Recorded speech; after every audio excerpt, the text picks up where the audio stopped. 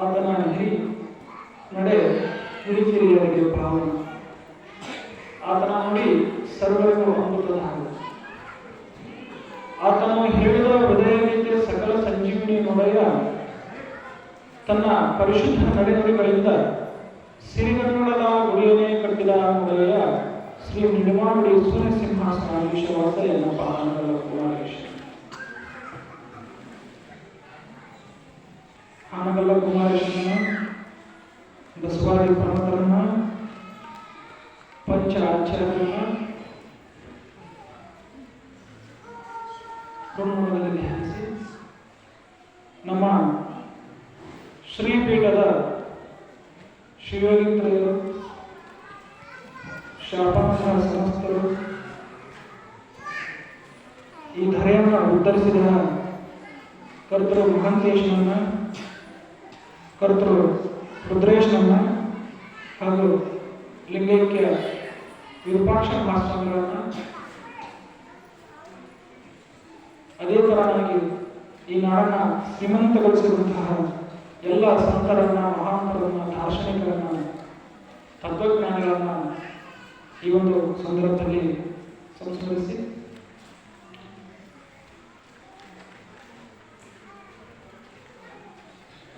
ಶ್ರೀ ಮಹಾಂತೇಶ್ವರ ಮಠ ಖರ್ಚಿಗಲ್ಲು ಶ್ರೀಮಠದ ಸುವರ್ಣೋತ್ಸವ. ಈ ಒಂದು ಸುವರ್ಣೋತ್ಸವದಲ್ಲಿ ಭಾಗಿಯಾಗೋದೇ ನಮ್ಮೆಲ್ಲರೂ ಪುಣ್ಯ.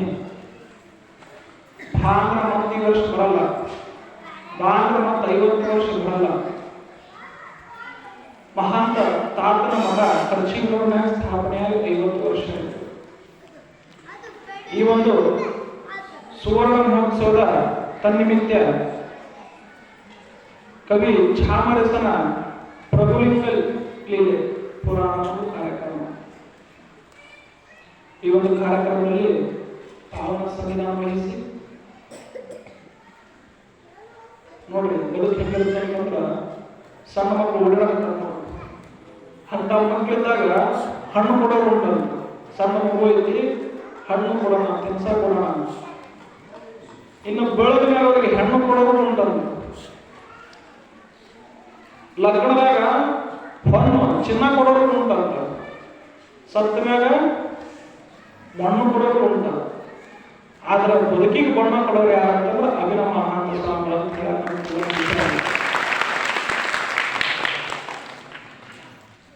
ಹಲವಿ ಪರಮ ಪೂಜ್ಯರು ಅಭಿನವ ಮಹಾಂತ ಸ್ವಾಮಿಗಳನ್ನ ನೋಡಿದ್ರೆ ನನಗೆ ಬರೋದು ಒಂದೇ ನೆನಪು ಏನಪ್ಪಾ ಅಂತಂದ್ರೆ ಶ್ರೀಗಂಧದ ಮರ. ಅವ್ರ ವ್ಯಕ್ತಿತ್ವವೇ ಅಂತದ್ದು. ನಿಮ್ಗೆಲ್ಲ ಗೊತ್ತಿರಲಿ, ನಮ್ದು ಚಂದನದ ವನ, ಚಂದನವನ. ಕರ್ನಾಟಕ ಮತ್ತೊಂದು ಹೆಸರೇ ಶ್ರೀಗಂಧದ ನಾಡು ಅಂತ. ಆ ಶ್ರೀಗಂಧದ ಒಂದು ವಿಶೇಷತೆ ಏನಪ್ಪಾ ಅಂತಂದ್ರ ಆ ಗಿಡ ಯಾವತ್ತೂ ಒಂದೇ ಬೆಳೆಯಲ್ಲ, ಒಂದೇ ತರ ಬೆಳೆಯಕ್ಕೆ ಹೋಗೋದೇ ಇಲ್ಲ. ಒಂದೇ ವಿಚಾರ. ಎರಡನೇ ವಿಚಾರ, ಆ ಗಿಡ ತಾವು ಬೆಳೆದ ತಮ್ಮ ಸುತ್ತವಾದಂತಹ ಗಿಡಕ್ಕ ಉತ್ತೇಜನ ಕೊಡುತ್ತಂದು ಬೆಳೆಯಕ್ಕೆ. ತನ್ನ ಸುತ್ತ ಗಿಡಗಳನ್ನೆಲ್ಲ ಬೆಳೆಸುತ್ತ. ಹಂಗ ಇವತ್ತು ಈ ಒಂದು ಕಲ್ಯಾಣ ಕರ್ನಾಟಕ ಬಿಸಿಲುನಾಡಿನಲ್ಲಿ ನಮ್ಮಂತ ಅನೇಕ ಮಠ ಸಾಧಕರಿಗೆ, ಯುವ ಸಾಧಕರಿಗೆ, ಅಷ್ಟೇ ಅಲ್ಲದೆ ಅನೇಕ ಸಂಘ ಸಂಸ್ಥೆಗಳ ಭಕ್ತಜನ ಕೋಟಿಗೆ ಎಲ್ಲರನ್ನೂ ಬೆಳೆಸ್ತಾ ಮಾಡ್ತಾ ತಮ್ಮನ್ನು ತಾವು ಶ್ರೀಗಂಧದಂತೆ ತಿದ್ದಿ ತೀಡ್ತಾ ಎಲ್ಲರಿಗೂ ಸುಗಂಧವನ್ನು ಪರಿಸುತ್ತಾರೆ. ಯಾರಪ್ಪ ಅಂತಂದ್ರೆ ನಮ್ಮ ಅಭಿನವ ಶಿವ ಮಹಾಂತ ಮಹಾಸ್ವಾಮಿಗಳು. ಅಂತಹ ಪೂಜರನ್ನು ಪಡೆದ ನಾವೇ ಧನ್ಯರು. ಅಂತಹ ಪೂಜರ ಪಾದಕ್ಕೆ ಹಣೆಮಣಿದು ಇನ್ನೋರ್ವ ಪೂಜ್ಯರು ಬಡಕುರ್ಕಿ ಅರ್ಜಾರು. ಸ್ನೇಹ, ಪ್ರೀತಿ, ವಿಶ್ವಾಸದ ರೂಪವೇ ಬಡಕುರ್ಕಿ ಅರ್ಜಾರು. ನಮಗೂ ನಿಮಗೂ ದರ್ಶನ ಆಶೀರ್ವಾದದಿಂದ ಬರ್ತಾರ. ಅಂತಹ ಪೂಜ್ಯರ ಪವಿತ್ರ ಪಾದಗಳಿಗೆ ಹಣೆಮಣಿದು ಇನ್ನು ಈ ಒಂದು ಸುವರ್ಣ ಮಹೋತ್ಸವದ ಕಾರ್ಯಕ್ರಮದಲ್ಲಿ ಭಾಗಿಗಳಾದಂತಹ ಕಲಾವಿದರಲ್ಲಿ, ತಾಯಂದರಲ್ಲಿ, ಶರಣರಲ್ಲಿ, ಮುದ್ದು ಮಕ್ಕಳಲ್ಲಿ ಹಾಗೂ ಖರ್ಚಿಮೂರು, ಚಾಣಕ್ಯರು, ಸುತ್ತಮುತ್ತ ಸಿದ್ದರಾಮಪುರ, ರಾಮಪುರ ಮೊದಲಾದ ಎಲ್ಲ ಮಹಾನತಾತ, ಉದ್ರತಾತನ ಎಲ್ಲ ಭಕ್ತಗಳ ಕೋಟಿಗೂ ಶರಣ ಶರಣ ಮಾಡುತ್ತೇವೆ.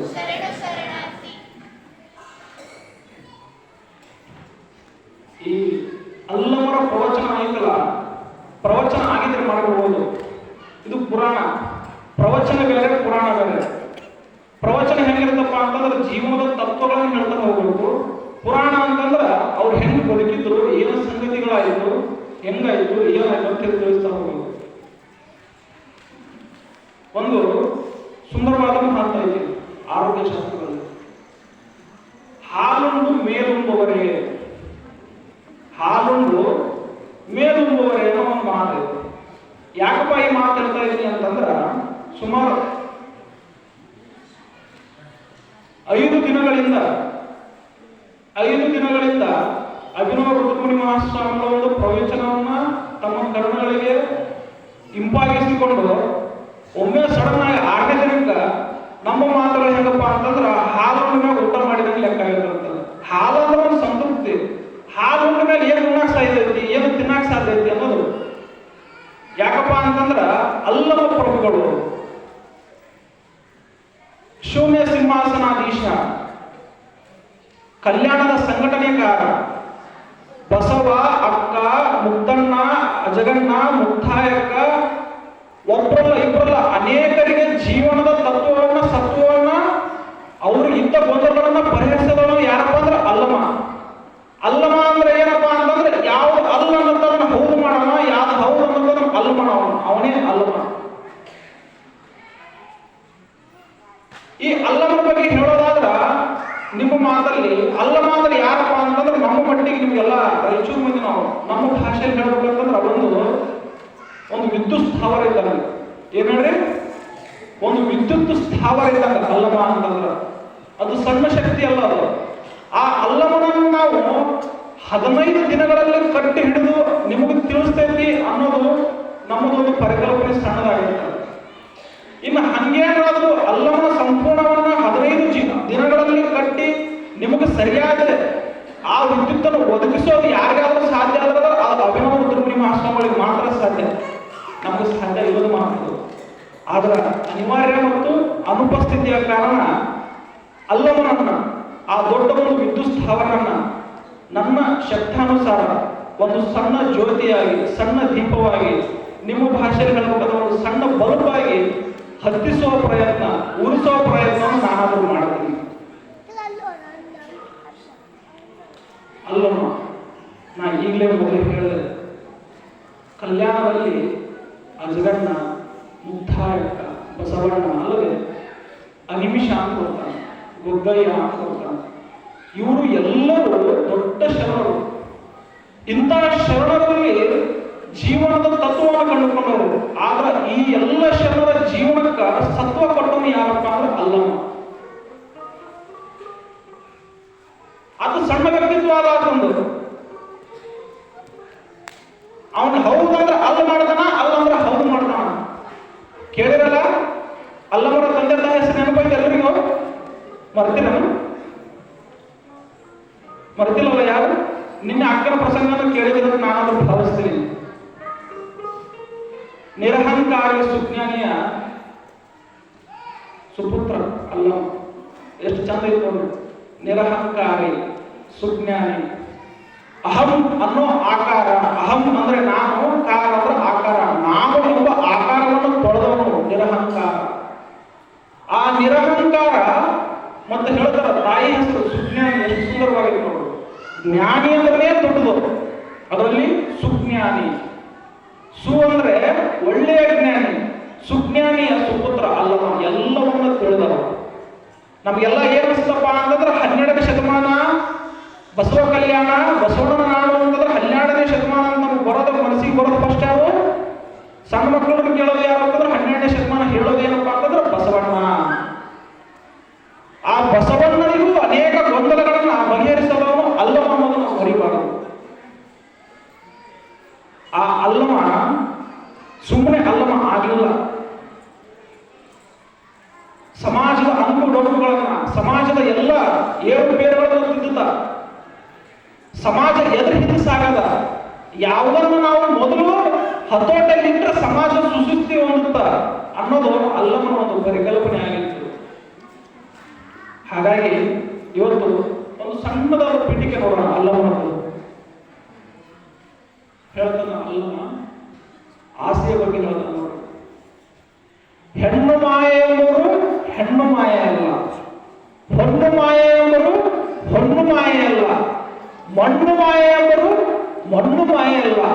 ಮನದ ಮುಂದಣ ಆಸೆ ಮಾಯಗಾಣ ಗುಹೇಶ್ವರ. ಹೆಣ್ಣಿನ ಬಗ್ಗೆ ಏನೇನಾದ್ರು ಹೆಣ್ಣು ಮಾಯ ಅಲ್ಲ ಅಂತ ನಿಮ್ಗೆಲ್ಲ ಗೊತ್ತದ. ಒಂದು ಮಹಾಭಾರತ ನಡೆದಿದ್ದು ಒಂದು ಹೆಣ್ಣಿನಿಂದ. ಇವತ್ತು ಅತ್ಯಾಚಾರ ಅಥವಾ ಇನ್ನೂ ದುರ್ಘಟನೆ, ಕೊಲೆ, ಅಪರಾಧ, ಕೃತ್ಯಗಳು ನಡೀತಾ ಇರೋದು ಹೊನ್ನಿನಿಂದ, ದುಡ್ಡಿನಿಂದ. ಇನ್ನು ಮಣ್ಣಿಗಾಗಿ ಎಷ್ಟೆಷ್ಟು ಬಡದಾಡಿದ್ರು ನಾವು ನೋಡಿಲ್ಲ. ಹೇಳ್ತಾನ ದುರ್ಯೋಧನ, ಗುಲ್ಗಂಜಿ ಭೂಮಿನ ನಾನು ಬಾಂಡವರಿಗೆ ಕೊಡಲ್ಲ ಅಂತ. ಕೊನೆಗೆ ಎಲ್ಲಿ ಬಂದ್ರು? ಹೆಣ್ಣು ಮಾಯೆ, ಹೊನ್ನು ಮಾಯೆ, ಮಣ್ಣು ಮಾಯೆ ಅಂತ ಬಂದ್ವಿ. ಆದ್ರ ಅಲ್ಲಮ ಹೇಳ್ತಾನ ಬಹಳ ಬೆಳಗಿನ ವಚನ. ಇವ್ಯಾವ ಮಾಯೆಗಳಲ್ಲ, ಇವ್ಯಾವು ಮಾಯೆಗಳೇ ಅಲ್ಲ. ಮಾಯೆ ಎಂಬುದು ಯಾವುದು ಅಂತಂದ್ರ ಇವನ್ನ ನಾವು ನೋಡ್ತೇವಲ್ಲ, ಇವನ್ನ ನಾವು ಬಯಸ್ತೇವಲ್ಲ, ಇದಕ್ಕೆ ನಾವು ಆಸೆ ಪಡ್ತೇವಲ್ಲ. ಮನದ ಮುಂದಣ ಆಸೆ ಮಾಯಗಾಣ ಗುಹೇಶ್ವರ. ಎಂತ ಮಾತದು. ಮಣ್ಣು ಅಂತೈತಂತ. ಮಣ್ಣು ಮನುಷ್ಯ ಮಣ್ಣಿಗೆ ಇರ್ತಿತ್ತಂತ. ಎಷ್ಟು ಸುಂದರವಾಗೈತೆ ನೋಡಿದ್ರು. ಬದುಕಿದಾಗ ಮನುಷ್ಯ ಮಣ್ಣಿಗೆ ಇರ್ತಿತ್ತಂತ. ನಾನು ಮುಂದಿನ ತಿಂಗಳ 1 ಕೋಟಿ ಈ ಭೂಮಿ ತಗೋತೀನಿ. ನಾನು ಈ ಒಂದು ಭೂಮಿಗೆ ಎಷ್ಟು ಬೆಲೆ ಆಗಲಿ ಅದನ್ನ ತಗೋತೀನಿ. ಲಕ್ಷ ಆಗಲಿ, ಕೋಟಿ ಆಗಲಿ, ನಾನು ಈ ಮಣ್ಣನ್ನು ತಗೋತೀನಿ. ಈ ಭೂಮಿಯನ್ನು ಖರೀದಿ ಮಾಡದಂತ ಮನುಷ್ಯ ಬದುಕಿದಾಗ ಗರ್ಭ ಸಾಧಿಸಿದಂತ. ಅದಕ್ಕೆ ಮಣ್ಣು ಅಂತಂದ. ನೀನು ಭೂಮಿಯನ್ನು ತಗೋಕ ಎಷ್ಟೋ ದುಡ್ಡು ಕೊಡಬಹುದು, ಎಷ್ಟೋ ರೂಪಾಯಿ ಖರ್ಚು ಮಾಡಬಹುದು, ಏನೋ ಮಾಡಬಹುದು. ಆದ್ರೆ ನೀವು ಭೂಮಿ ಒಳಗ 6 ಅಡಿ 3 ಅಡಿ ಜಾಗ ತಗೋಬೇಕಂದ್ರೆ ಜೀವ ಕೊಟ್ಟು ತಗೋಬೇಕಂತ ಮಾಡ್ಕೊಂಡಿದ್ದ. 6 ಅಡಿ 3 ಅಡಿ ತಗೋತಿಲ್ಲ ನೀನು, ಇದಕ್ಕೆ ನೀನ್ ಜೀವ ಕೊಟ್ಟ ತಗೋಬೇಕು. ನೀ ಲಕ್ಷ ಕೊಟ್ಟರು ಕೇಳೋದಿಲ್ಲ. ನಿನಗೇನ ನನ್ನ ಜೀವನ, ನನ್ನ ಸಾವು ಮುಂದೋಡ್ಲಿ ಅಂತಂದ್ರೆ ಯಾವಾಗ ನೀ ಏನೋ ಲಂಚ ಕೊಡಕ್ಕಾಗಲಿಲ್ಲ. ನೀ ಬದುಕಿದಾಗ ಅವ್ರಿಗೆ ಲಂಚ ಕೊಟ್ಟಿ, ಇವ್ರಿಗೆ ಲಂಚ ಕೊಟ್ಟಿ, ಒಂದು ದಾನ ಮಾಡಲಿಲ್ಲ, ಧರ್ಮ ಮಾಡಲಿಲ್ಲ, ಟ್ರೆಜರಿ ತುಂಬಾ ದುಡ್ಡಿಟ್ಟಿ, ಸಂಪತ್ತಿಟ್ಟಿ, ಎಲ್ಲವನ್ನ ಮಾಡಿದೆ. ಆದ್ರೆ ನೀ ಸಾಯಿದ ನಂತರ ನಿನ್ನ ಸಾವನ್ನ ಮುಂದೂಡಕ ನೀ ಯಮದವರಿಗೂ ಎಷ್ಟು ಲಂಚ ಕೊಟ್ಟರು ನೀನು ತಡೆಯಕ್ಕಾಗಲ್ಲ. ಹೌದಲ್ಲ? ಎಷ್ಟು ಲಂಚ ಕೊಡ್ತೀನಿ ಯಮದವರಿಗೆ? ಹಣೆ ಬರ ಬರೆದಿತ್ತು ಅಂತಂದ್ರ ಯಾವ ರೋಗನ ಬರ್ಬೇಕಂದಿಲ್ಲ, ಅಥವಾ ರೋಗದಿಂದ ಸಾಯ್ಬೇಕಂದಿಲ್ಲ. ಹಣೆ ಬರ ಬರೆದಿತ್ತು, ವಿಧಿ ಮುಗಿದಿತ್ತು. ಹೆಣ್ಣು, ಹಣ್ಣು, ಮಣ್ಣು ಮಾಯ ಎಲ್ಲ. ಮನದ ಮುಂದಣ ಆಸೆಯೇ ಮಾಯಗಾಣ. ನಿಮ್ಗೆಲ್ಲ ಗೊತ್ತು. ಗೌತಮ ಬುದ್ಧ ಒಂದು ಸುಂದರವಾದ ಮಾತು ಹೇಳ್ತಾನೆ. ಏನಂತಂದ್ರ ಆಸೆಯೇ ದುಃಖಕ್ಕೆ ಮೂಲ. ಕೇಳಿದಲ್ಲ? ಆಸೆಯೇ ದುಃಖಕ್ಕೆ ಮೂಲ ಕಾರಣ. ಕೇಳಿದ್ರಿ? ನಿಮ್ಮ ಊರಾಗ ಯಾಕೆ ಮಾತಾಡಲ್ಲ? ಮಾತಾಡ್ತೀರಿ? ಆಸೆಯ ದುಃಖಕ್ಕೆ ಕಾರಣ. ಇನ್ನು ಆಸೆಗೆ ಏನು ಕಾರಣ ವಿಚಾರ ಮಾಡಬೇಕಲ್ಲ. ನೀವೆಲ್ಲ ಕೇಳಿರ್ತೀರಿ. ಅರಿಷಡ್ ವರ್ಗಗಳು, ಕಾಮ, ಕ್ರೋಧ, ಲೋಭ, ಮೋಹ, ಮದ, ಮತ್ಸರ ಇವು ಆಸೆಯ ಮೂಲಗಳು, ಆಸೆಯ ಬೇರುಗಳು, ಆಸೆಯ ಅಂತರಗಳು. ದುಃಖಕ್ಕೆ ಆಸೆ ಕಾರಣ ಅಂದ್ರ ಆಸೆಗೆ ಇವೆಲ್ಲ ಕಾರಣ ಅಲ್ಲ. ತಾತ್ಪರ್ಯ ಇದನ್ನೆಲ್ಲ ಹೇಳ್ತಾರ. ಕಾಮ, ಕ್ರೋಧ, ಲೋಭ, ಮೋಹ, ಮದ, ಮತ್ಸರ ಅಂತ. ಹಿಂಗಂದ್ರೆ ಏನ್ ತಾತ? ಅರಿಷಡ್ ವರ್ಗಗಳು ನೋಡ್ರಿ. ತುಂಬಾ ಸಿಂಪಲ್ ವಿಚಾರ. ಇವತ್ತೇ ಒಂದು ವಸ್ತು ಐತಿ, ಇದನ್ನ ಕಣ್ಣು ನೋಡಿದ ತಕ್ಷಣ ನಮ್ಗೆ ಬೇಕು ಅನ್ನಿಸ್ತು ಅಂತಂದ್ರೆ ಅದು ಕಾಮ. ಇವತ್ತು ಒಂದು ವಸ್ತು ಕಣ್ಣು ನೋಡಿದ ತಕ್ಷಣ ಆ ವಸ್ತು ನನಗೆ ಬೇಕಪ್ಪ ಅಂತ ಅನಿಸಿದ್ರ ಅದೇ ಕಾಮ. ಇನ್ನು ಆ ಒಂದು ವಸ್ತು ನಾವು ಬಯಸಿದ್ರೆ ನನಗೆ ಬೇಕನ್ಸೈತಿ, ಅದು ಸಿಗಲಿಲ್ಲ ಅಂದ್ರೆ ಉಂಟಾಗುತ್ತಲ್ಲ ನಮ್ಮ ಮನಸ್ಸಲ್ಲಿ ಸಿಟ್ಟು, ಅದು ಕ್ರೋಧ.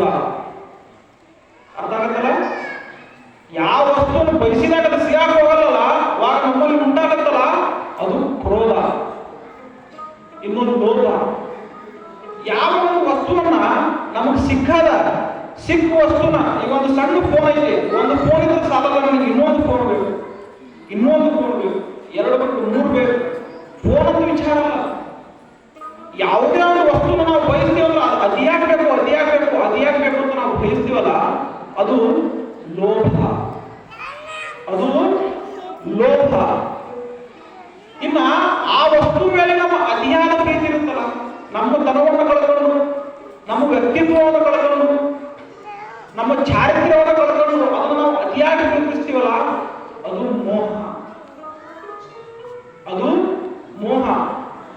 ಆ ವಸ್ತು ಯಾವುದೇ ಆಗಿರಲಿ ನಮ್ಮ ಹತ್ರ ಐತಿ, ಆ ವಸ್ತು ಯಾವುದೇ ಆಗಿರಲಿ ನಮ್ಮ ಹತ್ರ ಐತಿ, ಅದು ನಮ್ಮ ಹತ್ರನ ಐತಿ ಅನ್ನೋದು ನಮ್ಮಲ್ಲಿ ಇರುತ್ತಲ್ಲ, ಅನ್ನೋದು ಗರ್ವ ಅನ್ನೋದು ನಮ್ಮ ಹತ್ರ ಐತಿ, ನಮ್ಮ ಹತ್ರನ ಐತಿ ಅನ್ನೋದು ನಮ್ಮ ಹತ್ರ ಇರುತ್ತಲ್ಲ, ಅನ್ನೋದು ಗರ್ವ ಅನ್ನೋದು.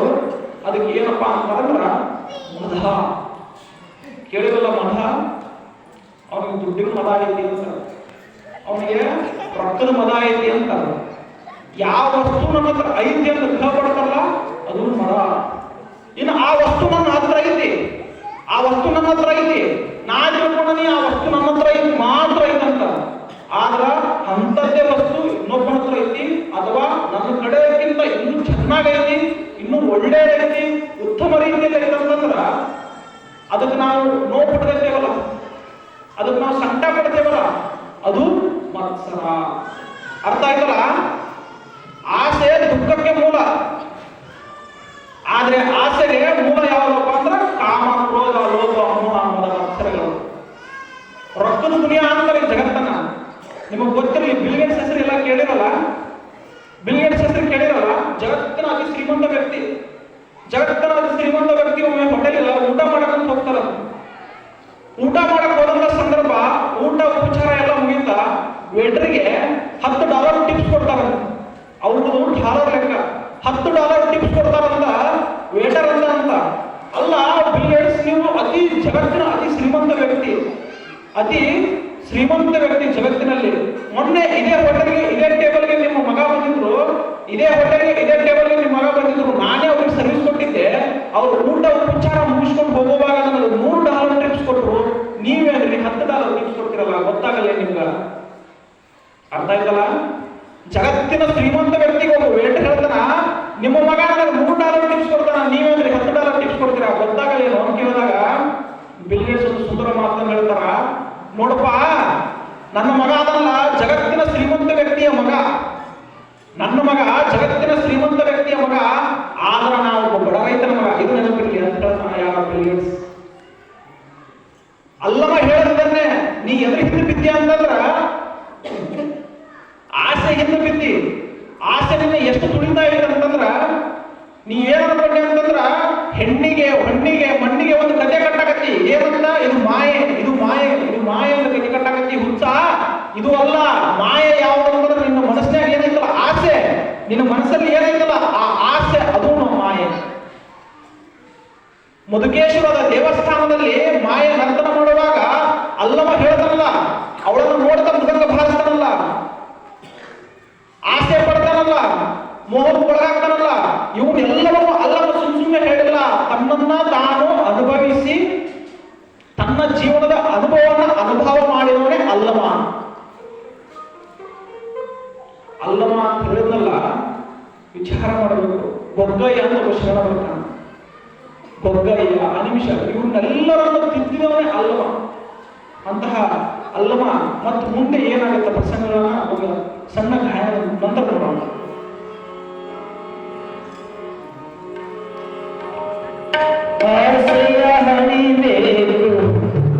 ಎಲೆ ಮನವೇ ನೀನು ಹೇಸಿಗೆ ಸಂಸಾರ ಎಲೆ ಮನವೇ,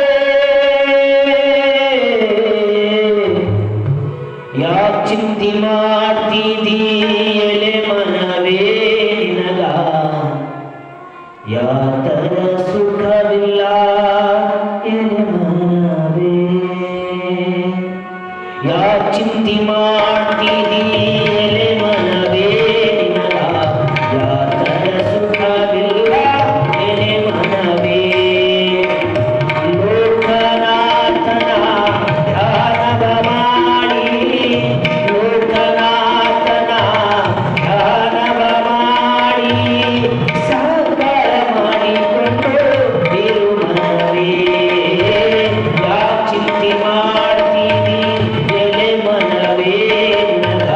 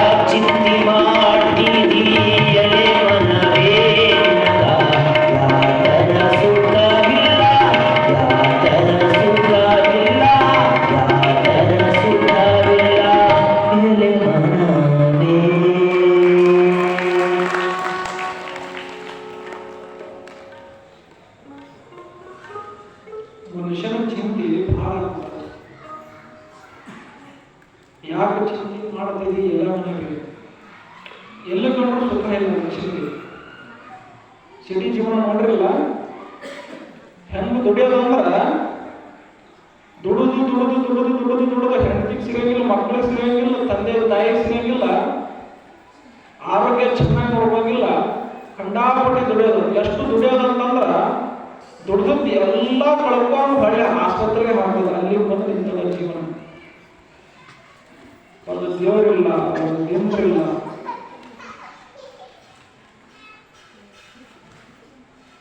ಮನುಷ್ಯ ಚಿಂತೆ ಒಳಗೆ ಬಿದ್ದು ಬಿಟ್ಟ. ಅಲ್ಲಮ್ಮ ಹೇಳ್ತಾ ಇರೋದು ಅದನ್ನೇ. ಇದು ಪೀಠಿಗೆ ಯಾಕೆ ಹೇಳ್ತಾ ಇದೆಯಪ್ಪ ಅಂತಂದ್ರ, ನಾವು ಏನನ್ನಾದರೂ ಮಾಡುವ ಮುಂಚೆ ಅದಕ್ಕೆ ನಮ್ಮ ಸಿದ್ಧತೆಯನ್ನು ಮಾಡ್ಕೋಬೇಕು. ನಾವು ಏನನ್ನಾದರೂ ಮಾಡೋ ಮುಂಚೆ ಸಿದ್ಧತೆಯನ್ನು ಮಾಡ್ಕೋಬೇಕು. ನಾವು ಅಲ್ಲವರ ಪುರಾಣ ಕೇಳಾಕತ್ತೇವೆ ಅಂತಂದ್ರ ನಾವು ಹೆಂಗೆ ಕೂಡಬೇಕಪ್ಪ ಅಂತಂದ್ರೆ ನಿರ್ಲಿಪ್ತವಾಗಿ, ನಿರಾಕಾರವಾಗಿ, ಏನು ಐದು ಅನ್ಕೋತೇವೆ, ಏನು ಇಲ್ಲ ಅನ್ಕೊಂಡು, ಏನು ಇಲ್ಲ ಐತದ ಎಲ್ಲ ಐದು ಅನ್ಕೊಂಡು ಕುಂತ್ರ ಮಾತ್ರ ಅಲ್ಲವನ್ನು ಗೊತ್ತಾಗ. ನಾ ಮೊದಲೇ ಹೇಳಿದ್ನಲ್ಲ, ಅಲ್ಲಮ ಅನ್ನೋದು ಇದೊಂದು ದೊಡ್ಡ ಸ್ಥಾವರ. ನಾವು ಪೂಜೆ ಮಾಡಿರ್ತೇವೆ, ನೀವೆಲ್ಲ ಪೂಜೆ ಮಾಡ್ತಿರಲ್ಲ, ಪೂಜೆ ಮಾಡೋದ್ರ ಮುಂಚೆ ನಿಮ್ಮ ಪೂರ್ವ ಸಿದ್ಧತೆ ಏನಿರ್ತದ? ಕಸ ಹೊಡ್ಕೋತೀರಿ, ಪೂಜೆ ಮನೆ ಸ್ವಚ್ಛ ಮಾಡ್ಕೋತೀರಿ, ಎಲ್ಲವನ್ನು ಸ್ವಚ್ಛ ಮಾಡ್ಕೊಂಡು ಸ್ನಾನ ಶುಚಿಯನ್ನ ಮಾಡಿಕೊಂಡು ಆಮೇಲೆ ನೀರು ತಂದು ಒಂದು ಪೂರ್ವ ತಯಾರಿಯನ್ನು ಮಾಡ್ಕೋತೀರಿ. ಹೌದಲ್ಲ? ಹಿಂಗ ಮಾಡ್ತಿರಲ್ಲ? ಎಲ್ಲ ಕಡೆ ಹೆಂಗ ಮಾಡ್ತಾರಲ್ಲ ಕೇಳಿದೆ, ನಿಮ್ಮೂರ ಹೆಂಗ ಮಾಡ್ತಾರಲ್ಲ. ಇನ್ನು ಅಡಿಗೆ ತಯಾರಿ ಹೆಂಗ್ ಮಾಡ್ಕೋತೀವಿ ನಾವು? ಅಡಿಗೆ ಮಾಡ್ಬೇಕು ಮುಂಚೆ ಏನ್ ಮಾಡ್ತೀವಿ ಅಂತಂದ್ರೆ ಎಲ್ಲವನ್ನು ಶುದ್ಧ ಮಾಡಿಕೊಂಡು, ಶುಚಿ ಮಾಡಿಕೊಂಡು, ಪಾತ್ರೆಯನ್ನು ತೊಳ್ಕೊಂಡು, ಆ ಒಂದು ಅಡಿಗೆಗೆ ನಿರ್ದಿಷ್ಟವಾದ ತರಕಾರಿಗಳನ್ನು ನಾವು ಸರಿಯಾಗಿ ಹೆಚ್ಕೊಂಡು ಮಾಡ್ಕೋತೀವಿ. ಅನ್ನ ಬಿಳಿ ಅನ್ನ ಮಾಡೋದು ಏನು ಮಾಡ್ತಾರ, ಉಳ್ಳಾಗಡ್ಡಿ ಕಟ್ ಮಾಡಿ, ಟೊಮೆಟೊ ಕಟ್ ಮಾಡಿ ಅನ್ನ ಜೊತೆ ಮಾಡ್ತೀವಿ. ಇಲ್ಲಲ್ಲ, ಹಂಗೇನ್ ಮಾಡಲ್ಲ. ಅನ್ನಕ್ಕೆ ನೀರು ಹಾಕಿ ಅನ್ನ ಮಾಡ್ತೀವಿ, ಉಳ್ಳಾಗಡ್ಡಿ ಹಾಕಿ ಅನ್ನ ಮಾಡಲ್ಲ. ಅನ್ನಕ್ಕೆ ಒಗ್ಗರಣೆ ಮಾಡೋದು ಉಳ್ಳಾಗಡ್ಡಿ ಹಾಕ್ತೀವಿ. ಹೌದಲ್ಲ? ಯಾಕೆ ಹೇಳ್ತಾ ಇದೀನಪ್ಪ ಅಂತಂದ್ರೆ ಈ ಮಾತನ್ನ, ನಾವು ಯಾವ ಒಂದು ಕೆಲಸ ಮಾಡ್ತೇವೆ ಅಪ್ಪ ಅಂತಂದ್ರೆ ಪ್ರತಿಯೊಂದು ಕೆಲಸಕ್ಕೂ ನಮ್ದು ಪೂರ್ವ ತಯಾರಿ, ಪೂರ್ವ ಸಿದ್ಧತೆ ಅನ್ನೋದು ಸರಿಯಾದ ಕ್ರಮದಲ್ಲಿ ಇರಬೇಕು ಅನ್ನೋದು. ಅಲ್ಲಮನನ್ನ ನಾವು ತಿಳಿಬೇಕಾತಂದ್ರ ಸಂಪೂರ್ಣ ನಿರ್ಲಿಪ್ತರಾಗಿ ಕುಂತ್ರ ಮಾತ್ರ. ಏನೈತಿ ಏನಿಲ್ಲ ಅನ್ಕೊಂಡು, ಏನಿಲ್ಲ ಎಲ್ಲ ಐತಿ ಅನ್ಕೊಂಡು ಕುಂತ್ರನ ಅಲ್ಲಮ ತಿಳಿಯೋದು. ಅದಕ್ಕೆ ಹೇಳೋದು, ಮಾಯೆಯನ್ನು ತೊರೆದು ಬಂದ ಅಲ್ಲಮ್ಮ. ಮಾಯೆ ನಮ್ಮ ಆಸೆಯನ್ನು ಬಿಟ್ಟು ಹೇಳ್ತಾನ, ಆಸೆಯನ್ನು ಬಿಟ್ಟು ಬಿಡಬೇಕು. ಹಂಗಾಗಿ ಆಸೆಯನ್ನು ಬಿಟ್ಟು ಕುಂತ್ರ ಮಾತ್ರ ನಮ್ಗೆ ಅಲ್ಲಮ ಗೊತ್ತಾಗ್ತಾನೆ ಏನನ್ನೋದು, ಅಲ್ಲಮನ ವ್ಯಕ್ತಿತ್ವ ಏನನ್ನೋದು. ಹಾಲು ಕುಡಿದಷ್ಟು, ಹೆಂಡ ಕುಡಿದಷ್ಟು ಹಾಲು ಕುಡಿಯಲಿಲ್ಲ ಮಾನವ, ದಂಡ ಕೊಟ್ಟಷ್ಟು ಧ್ಯಾನ ಕೊಡಲಿಲ್ಲ ಮಾನವ. ನಿನಗ ವೈರಾಗ್ಯ, ಆಧ್ಯಾತ್ಮ ಒಲಿ ಅಂದ್ರೆ ಎಲ್ಲಿಂದ ಒಲಿತದ? ನಿಮಗೆಲ್ಲ ಗೊತ್ತದ. ಕುಡುಕರು ಸೆರೆ ಕೊಡೋಷ್ಟು ಒಂದು ಹಾಲು ಕೊಡಲಿಲ್ಲ, ದಂಡ ಕೊಟ್ಟಷ್ಟು ದಾನ ಕೊಟ್ಟಿಲ್ಲ. ದಂಡದ ಪೊಲೀಸರು ಕೊಟ್ಟರೆ ಅಷ್ಟು ದಂಡ ಅಲ್ಲ. ಯಾವುದು ಸರ್ಕಾರಕ್ಕೆ ನಿಮ್ಮ ಧನ ವಿನಿಯೋಗ ಆಗಲ್ಲ, ಅದು ಪ್ರತಿಯೊಂದು ದಂಡವೇ. ಅವ್ರು ಏನು ಚಟಗಳಿಗೆ ಇತ್ಯಾದಿಗಳಿಗೆ ದುಡ್ಡು ಕೊಡ್ತಾರಲ್ಲ, ಅದೆಲ್ಲ ದಂಡದ ಲೆಕ್ಕಕ್ಕೆ ಕೊಡೋದು. ಅದನ್ನ ಹೇಳ್ತಾನ, ಹೊನ್ನು ಮಾಯೆ ಎಂಬುದು ಹೊನ್ನು ಮಾಯೆ ಅಲ್ಲ. ಒಂದು ಸುಂದರ ಗ್ರಾಮ, ಇಂಥದ್ದೇ ಒಂದು ಊರು, ಖರ್ಚಿಮೂರ ಇಂಥದ್ದೇ ಒಂದು ಊರು. ಆ ಊರಲ್ಲಿ ಒಂದು ಬಡ ಹೆಣ್ಣು ಮಾಯೆ ಅನ್ನೋದು ಹೆಂಗಿರುತ್ತೆ ಅಂತ ತಾತ್ಮರ ಮಾಯೆ ಮಾಯೆ ಮಾಯೆ ನೀವು ಕೇಳ್ತಾ ಇರಲಿಲ್ಲ. ಮಧುಕೇಶ್ವರಲ್ಲಿ ನಾಟಕ ಮಾಡ್ತದಲ್ಲ, ಮಾಯೆ ಏನು ಮಾಡಿದ್ದು ಅಂತ, ಮಾಯೆ ಅನ್ನೋದು ಹೆಂಗಿರುತ್ತೆ ಅಂತ. ಒಂದು ಸುಂದರ ಗ್ರಾಮ, ನಿಮ್ಮ ಗ್ರಾಮ ಅನ್ಕೊಳ್ರಿ, ಇಂಥ ಒಂದು ಸುಂದರ ಗ್ರಾಮ. ಅಲ್ಲಿ ಗ್ರಾಮದಲ್ಲಿ ಒಬ್ಬರು ಶರಣೆ, ಗಂಡ ತೀರೋಗಿದಾನ, 2 ಮುದ್ದಾದ ಗಂಡು ಮಕ್ಕಳು. ಒಬ್ಬ ಬುದ್ಧಿವಂತ, ಸಿಟಿಲಿ ಓದಿಸಿದ್ದಂಥ ಸಿರುಪ ಸಿಟಿ ಅಂತಲ್ಲಿ ಸುಂದರವಾಗಿ ಪಟ್ಟಣದಲ್ಲಿ ವಿದ್ಯಾಭ್ಯಾಸ ಮಾಡಿಸಿ ಮಗನ್ನ ಊರಿಗೆ ಕರೆಸಿದ್ದು, ಒಳ್ಳೆ ವಿದ್ಯಾವಂತನಾಗಿದ್ದ. 2ನೇ ಮಗುಗೆ ಏನೋ ಗೊತ್ತಿಲ್ಲ, ವಿದ್ಯೆ ತಲೆಗೆ ಹತ್ತಿಲ್ಲ ಸರಿಯಾಗಿ, ವಿದ್ಯೆ ಅನ್ನೋದು ತಲೆಗೆ ಸರಿಯಾಗಿ ಹತ್ತಿಲ್ಲ. ಆಯ್ತು ಅಂದ್ಕೊಂಡು 2ನೇ ಮಗ ತಾಯಿಯನ್ನು ಸುಂದರವಾಗಿ ನೋಡ್ಕೊಂಡಿದ್ದ. ಅರ್ಥ ಆಯ್ತಲ್ಲ? ಅವನು ವಿದ್ಯೆ ಹತ್ತಿದ್ರೂ ಪರವಾಗಿಲ್ಲ, ತನ್ನ ತಾಯಿಯನ್ನ ಸುಂದರವಾಗಿ ತುಂಬಾ ಚೆನ್ನಾಗಿ ತಾಯಿಯನ್ನು ಆರೈಕೆಯನ್ನು ಮಾಡಿದ್ದು ಮಗನಾಗಿದ್ದ. ಈ ಒಂದು ಸಂಸಾರದ ಒಂದು ದಿನನಿತ್ಯದ ಕೆಲಸ ಕಾರ್ಯಗಳು ಏನಾಗಿತ್ತಪ್ಪ ಅಂತಂದ್ರ, ತಾಯಿ ಮನೆಯಲ್ಲಿ ಇರ್ತಿದ್ದು, ಅಡಿಗೆ ಮಾಡ್ತಿದ್ದು, ಮಕ್ಕಳು ದುಡಿಯಾಕ ಹೋಗ್ತಿದ್ರು. ಅವ್ರದೇ ಒಂದು 2-2.5 ಒಂದು ಚೌಕಟ್ಟಿನ ಭೂಮಿ ಹೊಂದಿದ ಒಂದು ಕುಟುಂಬ ಅವರು. ಇಂಥ ಕುಟುಂಬದಾಗ ಏನಾಗುತ್ತಪ್ಪ ಅಂತಂದ್ರ, ಅಣ್ಣ ಬುದ್ಧಿವಂತ, ತಮ್ಮ ದಡ್ಡ. ದಡ್ಡ ಅಂದ್ರೇನು ಒಂದು ವ್ಯವಹಾರಸ್ಥರದ ಲೆಕ್ಕದಾಗಿದ್ದ. ಒಂದು ದಿನ ಅಣ್ಣ ತಮ್ಮ ಇಬ್ರು ಹೊಲದಲ್ಲಿ ಉಳುವಂತಹ ಸಂದರ್ಭ. ಹೊಲದಲ್ಲಿ ಈಗೇನು ಬಿತ್ತೋದು ಮಾಡಿದ್ರಲ್ಲ ನೀವು, ಹಿಂಗ ಉಳುವಂತ ಸಂದರ್ಭದಲ್ಲಿ ಏನಾಗುತ್ತಪ್ಪ ಅಂತಂದ್ರ, ನಿಧಿ ಹತ್ತಿ ಬಿಡುತ್ತೆ ನೋಡಿ. ಗೊತ್ತಲ್ಲ ನಿಧಿ ಅಂದ್ರ, ಕೇಳಿದಲ್ಲ ಅವ್ರಿಗೆ ಹತ್ತೈತಿ ಇವ್ರಿಗೆ ಹತ್ತೈತಿ ಅಂತ ಅಂತಾರಲ್ಲ, ಹಂಗ ನಿಧಿ ಹತ್ತತ್ತ. ಇದು ಯಾರಿಗೆ ಹತ್ತಪ್ಪ ಅಂತಂದ್ರ ಅಣ್ಣಗೆ ಹತ್ತ ನಿಧಿ. ಅಣ್ಣ ವಿಚಾರ ಮಾಡಿದಂತ, ಈ ನಿಧಿ ನಮ್ಮ ಭೂಮಿಯಾಗ ಸಿಕ್ಕಂತಂದ್ರೆ ನನಗೂ ಪಾಲಾಗಬೇಕು, ನಮ್ಮ ತಮ್ಮಗೂ ಪಾಲಾಗಬೇಕು. ಈ ನಿಧಿ ನನಗೂ ಪಾಲಾಗಬೇಕು, ನಮ್ಮ ತಮ್ಮಗೂ ಪಾಲಾಗಬೇಕು ಅಂತ ವಿಚಾರ ಮಾಡಕತ್ತಂತ ಅವ ಸಿದ್ಧಾಗ ಕಲ್ತವ. ಈ ನಿಧಿಯನ್ನ ನಾನು ದುಡ್ಡಿನ ರೂಪ ಮಾಡಿಕೊಂಡು ಇದನ್ನು ನಾನು ಸಿಟಿಯಾಗ ಮತ್ತೋ ಯಾವುದೋ ದೊಡ್ಡ ಕೆಲಸ ಕಾರ್ಯಗಳನ್ನು ಮಾಡ್ಕೊಳ್ಳೋದ್ರೆ ಚೆನ್ನಾಗಿರುತ್ತೆ. ಹಾಗಾಗಿ ಇದು ದೊಡ್ಡ ನಿಧಿ ಅದ. ಇದನ್ನ ನಾನು ಮನೆಯಲ್ಲಿ ಹೋದ್ರ ಇವತ್ತಲ್ಲ ನಾಳೆ ನನ್ನ ತಮ್ಮಗೆ ನಾನು ಪಾಲ ಕೊಡ್ಲೇಬೇಕು. ಎಷ್ಟು ನಿಧಿ ಅದಾಗ ತಾನೇ ನಿಧಿ ಹತ್ತದ. ಒಂದು 10 ನಿಮಿಷ 15 ನಿಮಿಷ ಕೊಟ್ಟೆ ಅರ್ಜಿ ಮ್ಯಾಗ ಬಂದ ನಿಧಿ ತಮ್ಮ ಎಲ್ಲೋ ಕಡಿಮೆ ಅಂತ ಕೆಲಸ ಮಾಡಕಂತ, ಕೆಲಸ ಮಾಡುವಂತ ಸಂದರ್ಭ ಅಣ್ಣ ವಿಚಾರ ಮಾಡಿದಂತ, ನಿಧಿ 10 ನಿಮಿಷ ಆಗಿಲ್ಲ, ಅಣ್ಣ ವಿಚಾರ ಮಾಡಿದಂತ, ಇನ್ನು ನಿಧಿ ನನ್ನ ತಮ್ಮನಿಗೆ ಕೊಡಬೇಕಾಗುತ್ತಂದವನ ಬಣಿವೆಯಲ್ಲಿ ಕೆಲಸ ಮಾಡೋ ತನ್ನ ತಮ್ಮನನ್ನೇ ಒಂದು ಬಿಟ್ಟ. ಏನ್ ಮಾಡಿದ? ಕೊಂದೇ ಬಿಟ್ಟ. ಎಂತ ದೊಡ್ಡವಲ್ಲ, ಹತ್ತಿರೋದು ನಿಧಿ, ಬಂದಿರೋ ವಿಚಾರ ಅಣ್ಣಗ, ತಮ್ಮನಿಗೆ ನಿಧಿ ಹತ್ತೈತ ವಿಚಾರನೂ ಗೊತ್ತಿಲ್ಲ. ಕೊಂದು ಬಿಟ್ಟ.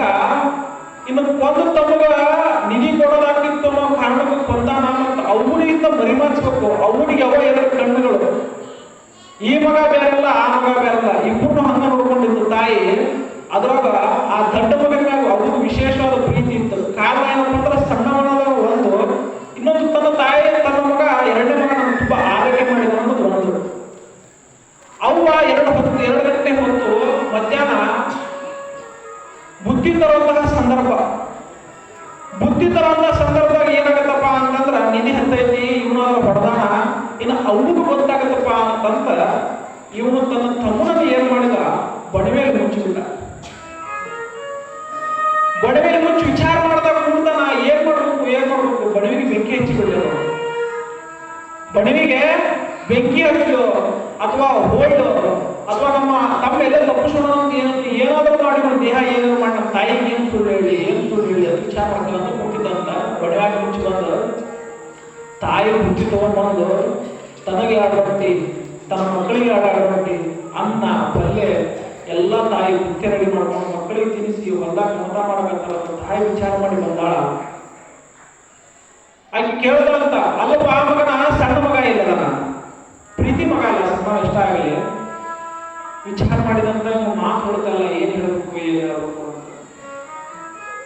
ಒಂದೊಂದ ಸಂದರ್ಭ ಸಣ್ಣ ಮಗನ ಒಂದು ವಸ್ತ್ರ ಏನಾಗಿ ಬಡಿಮೆ ಹತ್ರ ಬಿದ್ದಿತ್ತು. ಅವನಲ್ಲೇ ಬಡಿಮೆ ಹತ್ರ ನಿಂತು ಮೇವು ಏನೋ ಕಟ್ ಮಾಡಕತ್ತಿದ್ದ, ಏನೋ ಗೊತ್ತಿಲ್ಲ.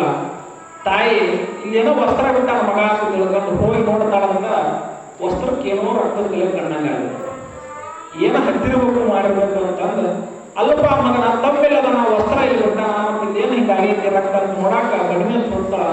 ಇನ್ನು ಎಲ್ಲಿ ನಮ್ಮ ಊರು ಗೊತ್ತಾಗಿ ನಮ್ಮ ಪೊಲೀಸ್ ಸ್ಟೇಷನ್ ಕಳಿಸಿ ನಿಧಿ ಹತ್ತಿದ್ದು ನನಗೆ ಅವಸಾಕ ನನಗೆ ವಿರೋಧ ಮಾಡಾಕ ಬರಾಗ ಮಾಡಿಬಿಟ್ಟ ನಮ್ಮ ಅವ್ವ ಅಂತ ಹೇಳ್ಕೊಂಡು ಹೆತ್ತ ತಾಯಿಯನ್ನು ಹೊಡೆದು ಬಿಟ್ಟ. ನಿಧಿ ಹತ್ತಿ 1/2 ಗಂಟೆ ಆಗಿಲ್ಲ. ಅರ್ಥ ಆಯ್ತಲ್ಲ? ನಿಧಿ ಹತ್ತಿ 1/2 ಗಂಟೆ ಆಗಿಲ್ಲ. ಆ ಒಂದು ನಿಧಿಗೋಸ್ಕರ ಒಡ ಹುಟ್ಟಿದ ತಮ್ಮ ಹೆತ್ತ ತಾಯಿಯನ್ನೇ ಹೊಡಿತಾನ ಅಂತಂದ್ರೆ ಎಷ್ಟು ಮನಸ್ಸು ಕಟುವಾಗೈತಿ, ಎಷ್ಟು ಮನಸ್ಸು ಪಾಪ ಐತಿ, ಎಷ್ಟು ಮಾಯ ಒಳಗೆ ಅವನ ಮನಸ್ಸು ಬಿದ್ದದನ್ನ ನಾವೆಲ್ಲ ವಿಚಾರ ಮಾಡ್ತೇವೆ. ಅದು ಸಣ್ಣ ನಿಧಿ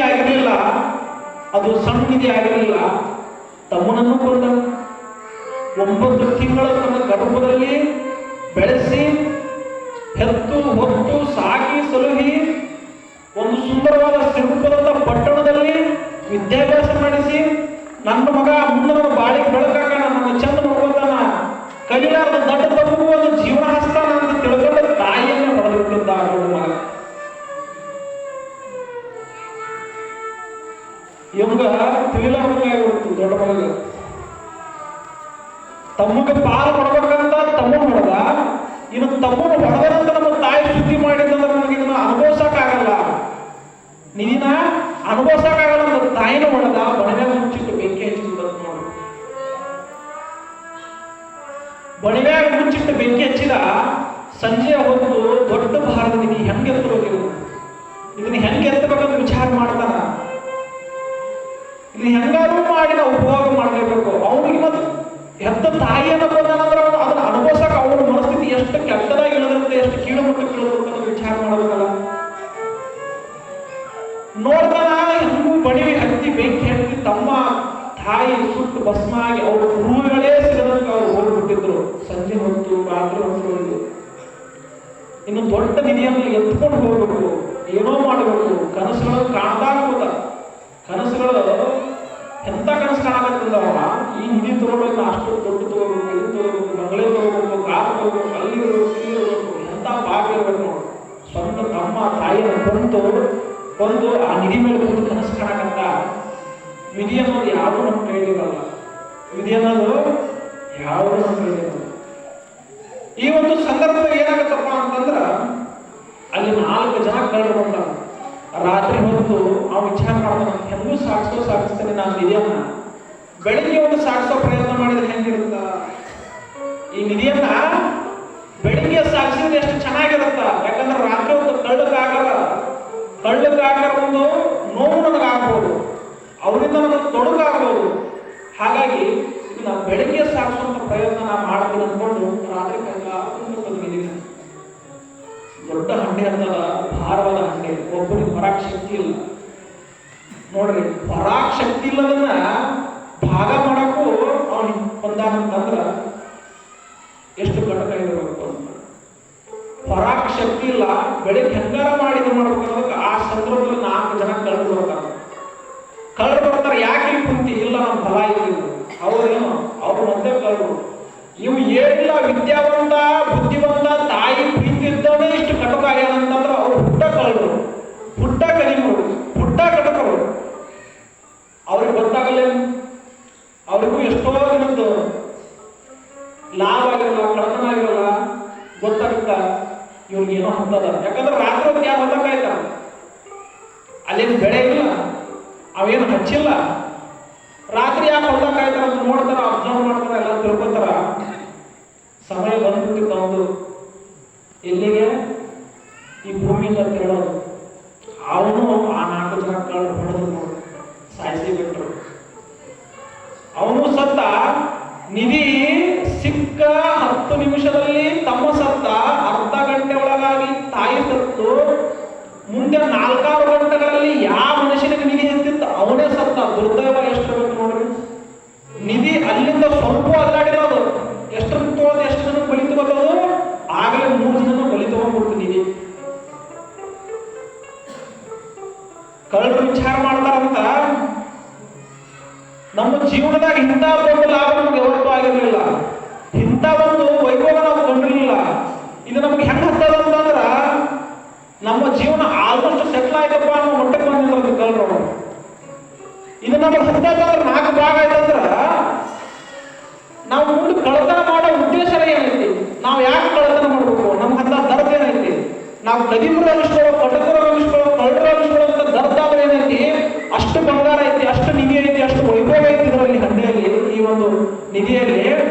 ಹಂಗಾಗಿ ಇದನ್ನ 4 ಭಾಗ ಮಾಡ್ಕೊಂಡ್ಬಿಡೋಣ ಅಂತ ವಿಚಾರ ಮಾಡಿದಂತ ಕಳ್ಳರು ಬೆಳಗ್ಗೆ ಅಂತ ಸುತ್ತಿದ್ರು, ಬೆಳಗ್ಗೆ ಅಂತ ಅಲ್ಲಿದ್ರು. ರಾತ್ರಿ ಹೊತ್ತು ಯಾವುದೇ ಸಾಗಿಸ್ಬೇಕಂದ್ರೆ ಕಷ್ಟ ಆಗತ್ತ ವಿಚಾರ ಮಾಡಿ ಹೇಳಿದ್ರಂತ ಬೆಳಿಗ್ಗೆವರೆಗೂ ಕಾಯೋಣ.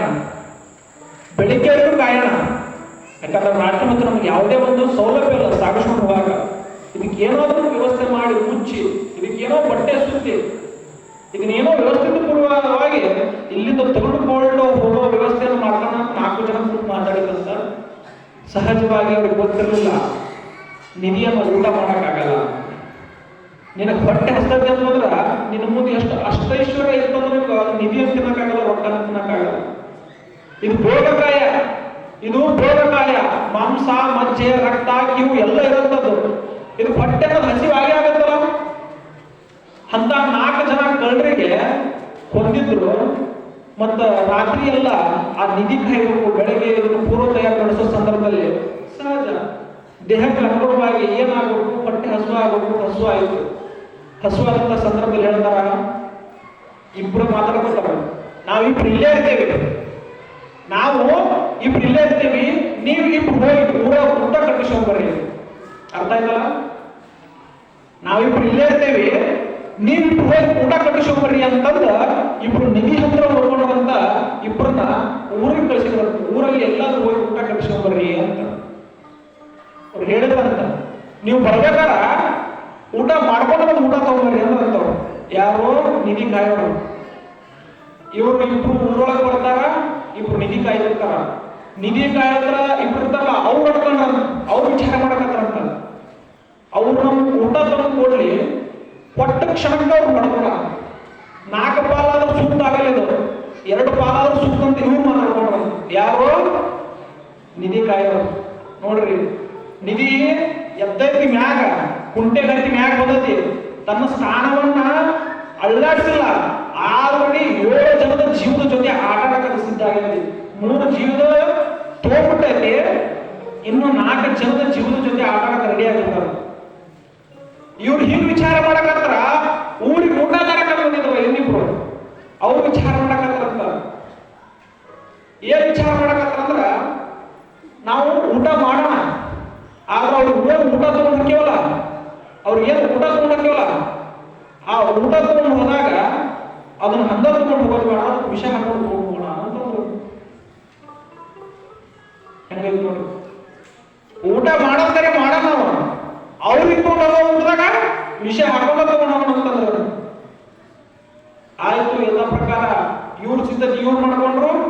4 ಜನ ಕೂಡೆ ಬಂದವರು, 4 ಜನ ಕಳ್ರೆ ಸಣ್ಣ ಪುಟ್ಟ ಕಳತನ ಮಾಡಿ ಹಂಚ್ಕೊಳ್ಳೋರು. ಒಮ್ಮೆ ಅಷ್ಟು ವೈಭೋಗ ಬಂತಲ್ಲ, ಜೀವನವನ್ನೇ ಸೆಟ್ಲ್ ಮಾಡ್ಕೊಳ್ಳೋ ಮಟ್ಟಕ್ಕೆ ವೈಭೋಗ ಬಂತಲ್ಲ. ವಿಚಾರ ಮಾಡಿದ್ರು, ಇವರು ಊಟ ಮಾಡಿದ್ರು, 2 ಊಟದಲ್ಲಿ ವಿಷವನ್ನು ಹಾಕೊಂಡ್ರು. ಹೋದ್ರು, ಹೋಗಿ ಇನ್ನೇನು ಅವ್ರಿಗೆ ಊಟ ಕೊಡ್ಬೇಕು. ಅವ್ರು ಊಟ ಮಾಡ್ತಾರ ಅನ್ನೋದಕ್ಕೆ ಏನ್ ಮಾಡಿಬಿಟ್ಟ ಅಂದ್ರೆ, ಇಬ್ರು ಬಂದಿದ್ರಲ್ಲ, ಒಬ್ಬ ಅಷ್ಟ ಇನ್ನು ಇಬ್ರು ಊಟ ತಗೊಂಡು ಬಡ ಸಾಯಿಸ್ಕೊಂಡು ಹುಟ್ಟಿ ಬೆಳೆದು ಆಡಿ ಬೆಳೆದು ಕದಿಬರೆ ಕಳ್ರೆ ಜೊತೆಗಿದ್ದವ್ರೆ 5 ಬಲಿಯನ್ನು ತಗೊಂಡ್ಬಿಡ್ತೀವಿ. 5 ಬಲಿಯನ್ನು ತಗೊಂಡ್ಬಿಡ್ತು. ಇವರು ಅವ್ರು ತಂದಂತಹ ಊಟ ಮಾಡಿದ್ರು, ಇವರು ಕೂಡ ಸತ್ತು ಹೋದ್ರು. ನಿಧಿ ಎಲ್ಲೈತಿ? ನಿಧಿ ಎಲ್ಲೈತಿ?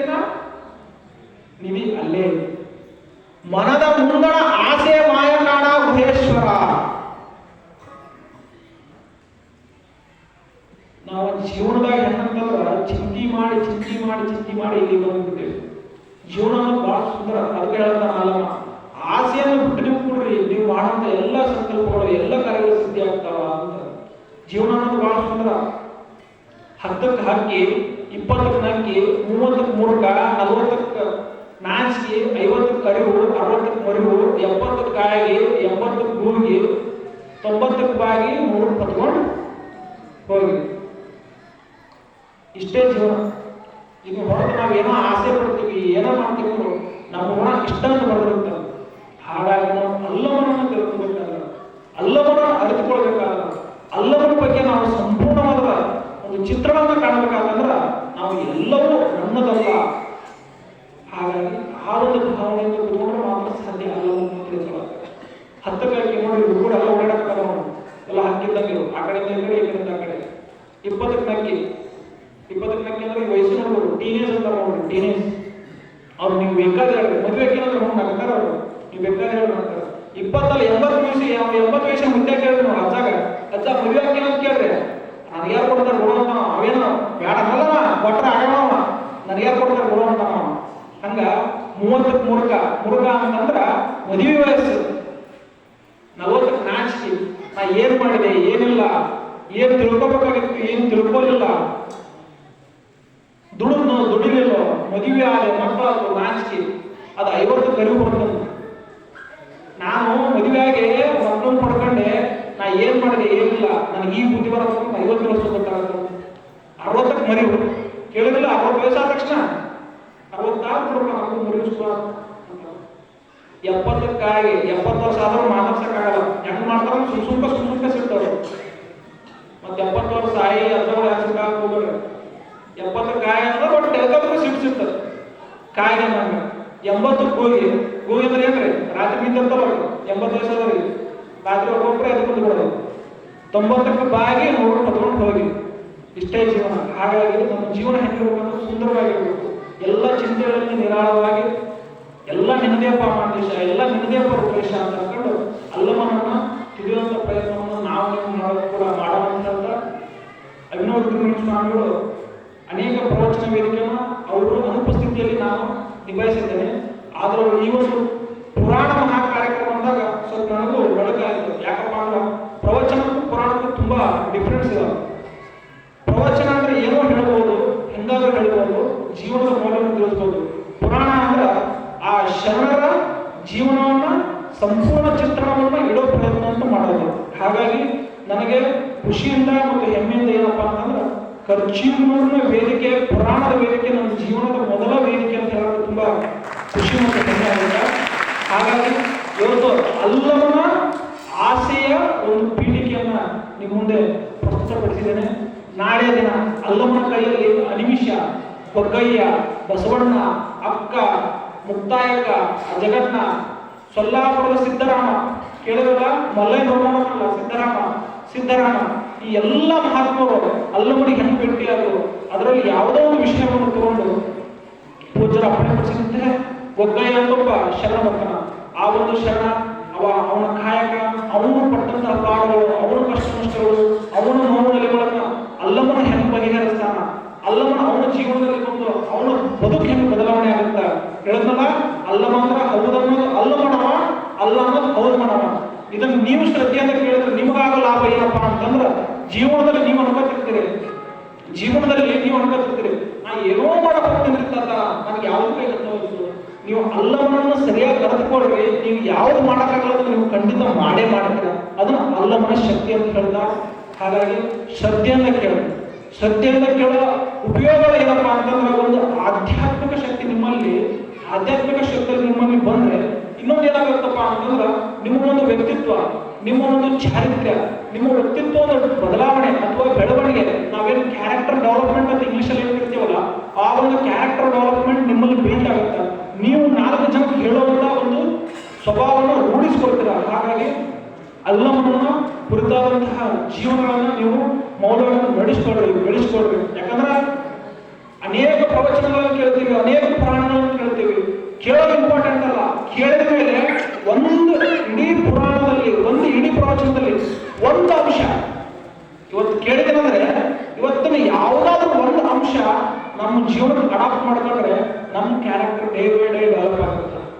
ನಾವು 25 ವರ್ಷ ಆಯ್ತು, 30 ವರ್ಷ ಆಯ್ತು, ಹಿಂದಿನ ನೋಡಿದಾಗ ನನ್ನ ಲೈಫ್ ಏನಿತ್ತು ಏನಿಲ್ಲ ಅಂತ ನೋಡಿದಾಗ, ನಾವು ಹಿಂದಿನ ನೋಡಿದಾಗ ನಾ ಏನು ಬದಲಾವಣೆ ಅನ್ನೋದು ಆದೇನೋ ನನ್ನಲ್ಲಿ ಬೇಕು.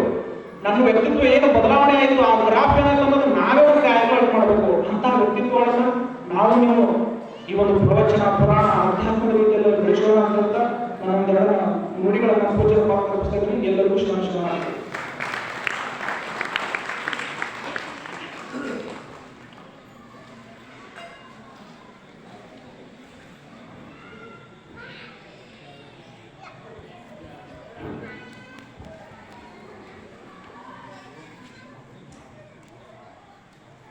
ಇಂದಿನ ಬಿನ್ನರ ಸೇವೆ ಹಾಗೂ ಶ್ರೀಮಠದಲ್ಲಿ ಪ್ರಸಾದ ಸೇವೆ ಕೈಗೊಂಡಿರತಕ್ಕಂತಹ ಶ್ರೀ ಧರ್ಮಸ್ಥಳ ಮಂಜುನಾಥ ಸ್ವಾಮಿ ಸಹಕಾರ ಸಂಘದ ಸದಸ್ಯರಾದ ವಿಜಯಲಕ್ಷ್ಮಿ ತಂಡದವರು ಇವರ ಪರವಾಗಿ ಶ್ರೀಮಠದ ವಿರೂಪಾಕ್ಷ ಮಹಾಸ್ವಾಮಿಗಳು ಬಂದು ಪರಮ ಪೂಜ್ಯರಿಂದ ಆಶೀರ್ವಾದ ತೆಗೆದುಕೊಂಡು ಹೋಗಬೇಕು.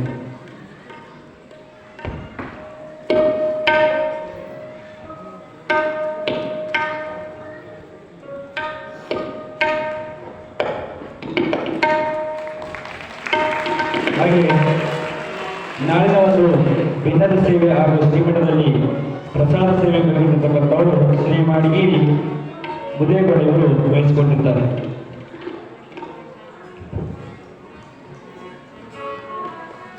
ಈಗ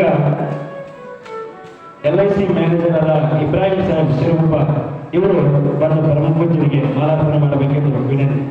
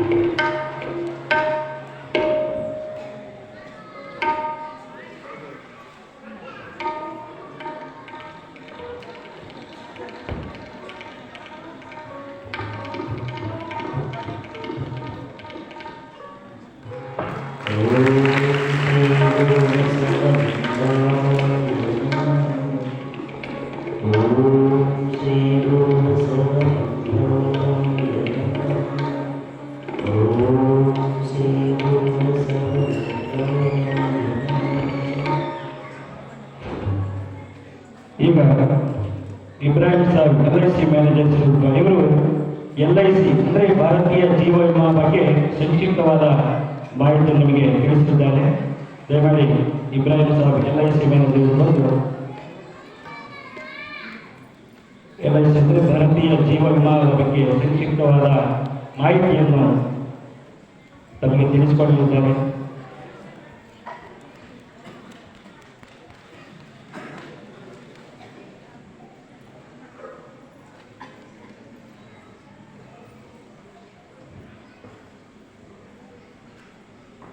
ಶ್ರೀ ಗುರು ಬಸವಲಿಂಗ ಪರಮಪೂಜ್ಯ ಮುನೀಂದ್ರ ವಿನೋಮಾಂತ ಸ್ವಾಮಿಗಳು ಚರಣಗಿರಿ ಸಂಸ್ಥಾನದಲ್ಲಿ ಅರ್ಚಿಗರು ಪರಮಪೂಜ್ಯ ಮುನೀಂದ್ರ ವಿನೋಮಾಂತ ಮುನಿ ಮಹಾಸ್ವಾಮಿಗಳು ರುದ್ರಮುನೇಶ್ವರ ಚಿಕ್ಕಲ್ಪರ್ವಿ ಮುನೀಂದ್ರ ಬಸವ ಸಿಂಗ ಮಹಾಸ್ವಾಮಿಗಳು ವಿರಕ್ತ ಬಂದ ಕಡ್ಕುರ್ತಿ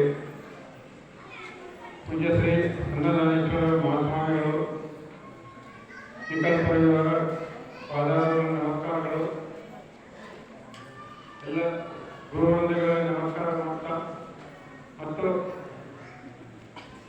ಕರ್ಚಿಗೂರು ಗ್ರಾಮ ಅಥವಾ ಸುತ್ತಮುತ್ತಲ ಗ್ರಾಮದ ಅಣ್ಣ ತಮ್ಮಂದಿರ ಅಕ್ಕ ತಂಗಿಯರೇ ಹಿರಿಯರೇ, ನಾನು ಭಾರತೀಯ ಜೀವ ವಿಮಾ ನಿಗಮದ ಅಭಿವೃದ್ಧಿ ಅಧಿಕಾರಿಗಳು. ನನ್ನ ಜೊತೆಗೆ ನಮ್ಮ ಮ್ಯಾನೇಜರ್ ಇದ್ದಾರೆ, ವ್ಯವಸ್ಥಾಪಕರು. ನಾವೇನಂದ್ರೆ ಇದು ಜೀವ ವಿಮೆ ಬಗ್ಗೆ ಸ್ವಲ್ಪ ಒಂದು ಮಾತು ಹೇಳ್ತಿದ್ದಾರೆ. ಈ ಜೀವ ವಿಮೆ ಏನಂದ್ರೆ ಈಗ ಮನೆಯಲ್ಲಿ ಒಬ್ಬರು ಕೆಲಸ ಮಾಡ್ತಿರ್ತಾರ, ದುಡಿತಿರ್ತಾನೆ, ಅವನಿಲ್ಲಂದ್ರೆ ಅವನು ಆರ್ಥಿಕ ನಷ್ಟವನ್ನು ಅವ್ರ ಕುಟುಂಬಕ್ಕೆ ತುಂಬಿಕೊಡೋ ವ್ಯವಸ್ಥೆಗೆ ಜೀವ ವಿಮೆ ಅಂತಾರೆ. ಇದು ಜೀವ ವಿಮೆ 1956ರಲ್ಲಿ ಅದನ್ನು ರಾಷ್ಟ್ರೀಕರಣ ಆಯಿತು. ಮೊದಲು ಪ್ರೈವೇಟ್ ಕಂಪನಿ ಇದ್ದು ಸುಮಾರು 250 ಪ್ರೈವೇಟ್ ಕಂಪನಿಗಳನ್ನು ತೆಗೆದು ರಾಷ್ಟ್ರೀಕೃತ ಭಾರತೀಯ ಜೀವ ವಿಮಾ ಅಂತ ಮಾಡಿದ್ರು. ಇದರೇನಂದ್ರೆ people's money for people welfare ಅಂತ ಅಂದ್ರೆ ಜನ ದುಡ್ಡು ಜನರ ಕಲ್ಯಾಣಕ್ಕಾಗಿ ಯೂಸ್ ಮಾಡ್ತಾರೆ. ಇದರಲ್ಲಿ ಯಾವ ಲಾಭ ಇರೋದ್ರ ಕಡೆ ಇದು ಜನರ ಲಾಭವನ್ನೇ ಜನರಿಗೆ ಕೊಡ್ತಾರೆ. ಯಾಕಂದ್ರೆ ಈಗ ಈ ಲಾಭ ಇಲಾಖೆ ಕಾಲದಲ್ಲಿ 95% ಪಾಲಿಸಿಹೋಲ್ಡರ್ ಕೊಡ್ತಾರೆ, 5% ಗೌರ್ಮೆಂಟ್ ಕೊಡ್ತಾರೆ. ಹೀಗಾಗಿ ಗೌರ್ಮೆಂಟ್ ಕೊಡೋದ್ರಿಂದ ಗೌರ್ಮೆಂಟ್ ನಿಮ್ಮ ಪಾಲಿಸಿಹೋಲ್ಡರ್ ಎಲ್ಲ ಗ್ಯಾರಂಟಿ ಇರ್ತಾರೆ. ಈಗ ಕಳೆದ ವರ್ಷ ಸುಮಾರು 50,000 ಕೋಟಿ ಲಾಭ ಆಯಿತು. ಅದರಲ್ಲಿ ಮತ್ತೆ 2,600 ಕೋಟಿ ಸರ್ಕಾರ ಕೊಟ್ಟು ಆಮೇಲೆ ಉಳಿದಿದ್ದೆಲ್ಲ ಪಾಲಿಸಿ ಒಳಗೆ ಬೋನಸ್ ಅಂತ ಕೊಡ್ತಾರೆ ಆ ಥರ. ಇದರಲ್ಲಿ ನಮ್ಮ ಕೇಂದ್ರ ಕಚೇರಿ ಅಂದರೆ ಫೈನಾನ್ಷಿಯಲ್ ಕ್ಯಾಪಿಟಲ್ ಅಂತ ಹಣಕಾಸಿನ ಮುಖ್ಯ ಕಚೇರಿ ಎಲ್ಲಿರೋದು ಅಂದರೆ ಬಾಂಬೆದಾಗಿರೋದು ಕೇಂದ್ರ ಕಚೇರಿ.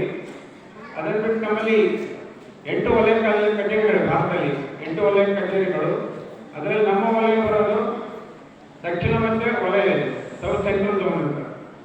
ನಮ್ದು ಇದು ದಕ್ಷಿಣ ಮಧ್ಯ ವಲಯದ ಹೆಡ್ ಕ್ವಾರ್ಟರ್ ಅಥವಾ ಮುಖ್ಯ ಕಚೇರಿ ಇರೋದು ಹೈದರಾಬಾದಲ್ಲಿ. ಇದರಲ್ಲಿ 3 ಸ್ಟೇಟ್ ಬರ್ತವೆ, ಆಂಧ್ರ, ಕರ್ನಾಟಕ ಮತ್ತು ತೆಲಂಗಾಣ. ಈ 3 ಸ್ಟೇಟ್ನಲ್ಲಿ ದಕ್ಷಿಣ ಮಧ್ಯ ವಲಯ ಆಗುತ್ತದೆ. ಇದರಲ್ಲಿ ಸಾಕಷ್ಟು ವಿಭಾಗ ಕಚೇರಿಗಳು. ನಮ್ಮ ವಿಭಾಗ ಕಚೇರಿ ಬರೋದು ರಾಯಚೂರು. ಇಂಡಿಯಾದಲ್ಲಿ 113 ವಿಭಾಗ ಕಚೇರಿಗಳಿದ್ದಾವೆ. ಆಮೇಲೆ 2048 ಶಾಖಾ ಕಚೇರಿಗಳಿದ್ದಾವೆ. ಆಮೇಲೆ 1400 ಉಪಗ್ರಹ ಕಚೇರಿಗಳಿವೆ.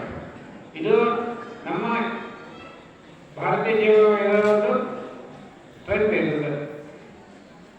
ಈಗ ಜನರಿಗೆ ಜನ ಕಲ್ಯಾಣಕ್ಕಾಗಿ ಇದು ಮಾಡ್ತಾರೆ. ಮೊದಲಿಂದ ಪಂಚವಾರ್ಷಿಕ ಯೋಜನೆಯಿಂದ ಪ್ರತಿ ಪಂಚವಾರ್ಷಿಕ ಯೋಜನೆಯಲ್ಲಿ ನೀವು ಕಟ್ಟಿರ್ತಕ್ಕಂಥ ದುಡ್ಡನ್ನು ಸರ್ಕಾರ ಉಪಯೋಗಿಸ್ತದೆ.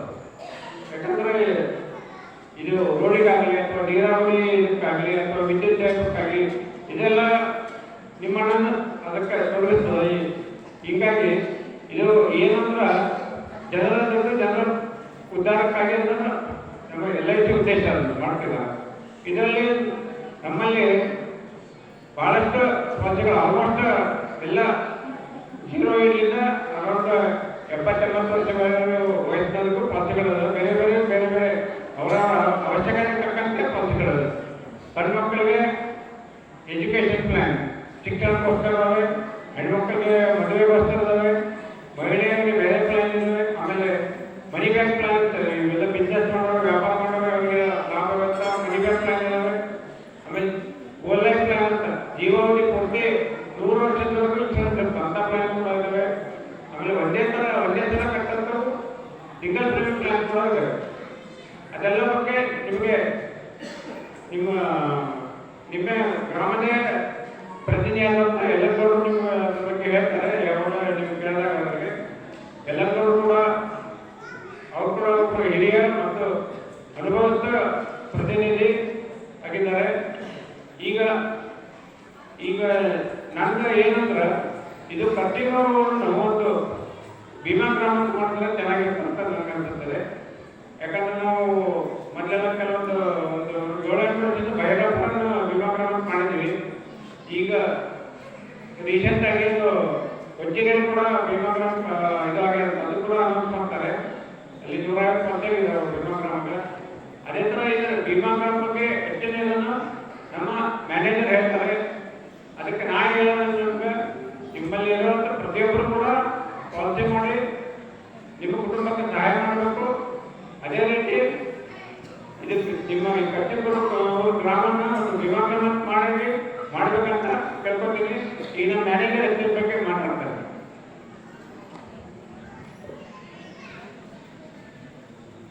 వేదిక మీద ఆసీనులైన తాతగారికి నమస్కారాలు. అదేవిధంగా నా ముందు కూర్చున్న ప్రజలకు నమస్కారాలు. యాక్చువల్గా నా పేరు ఇబ్రహీం, LIC బ్రాంచ్ మేనేజర్గా తిరుగుపులో పనిచేస్తున్నాను.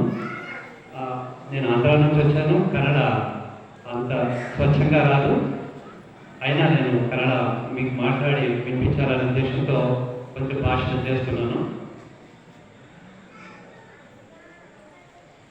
యథా యథా హి ధర్మస్య గ్లానిర్భవతి భారత అత్యుత్థానమధర్మస్య తదాత్మానం భుజాಮ್ಯಹಂ. ಇದು ಭಗವದ್ಗೀತೆಯಲ್ಲಿ ಒಂದು ಶ್ಲೋಕ. ಅದರಿಂದ ನಮ್ಮ ಜೀವಿತ ಭೀಮಾ ಸಂಸ್ಥೆಯವರು ಯೋಗಕ್ಷೇಮ ವಹಾಮ್ಯಹಂ ಅನ್ನೋದು ಒಂದು ಶ್ಲೋಕ ತಗೊಂಡಿದ್ದಾರೆ. ಅದರ ಅದ್ರ ಮೀನಿಂಗ್ ನಿಮ್ಗೆ ಗೊತ್ತಾಗಿರ್ಬೋದು. ನಿಮ್ಮ ಕ್ಷೇಮೆ ಅಂದ್ರೆ ನಿಮ್ಮ ಕ್ಷೇಮೆ ನಮ್ಮ ಕರ್ತವ್ಯ. ಯೋಗಕ್ಷೇಮ ವಹಾಮ್ಯ ಅಂದ್ರೆ ಇದು ಒಂದು ಸಂಸ್ಕೃತದಲ್ಲಿ ಇದ್ದ ಒಂದು ವರ್ಡ್.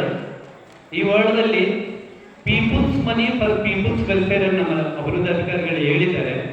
ನಿಮ್ಗಳ ನಾನು ಏನ್ ತಗೊಂತಿರ್ತೀವೋ ಅದು ಮತ್ತೆ ನಿಮ್ಗೆ ನಾನು ಖರ್ಚು ಮಾಡ್ತೀನಿ ಅನ್ನೋ ಒಂದು ಇದು.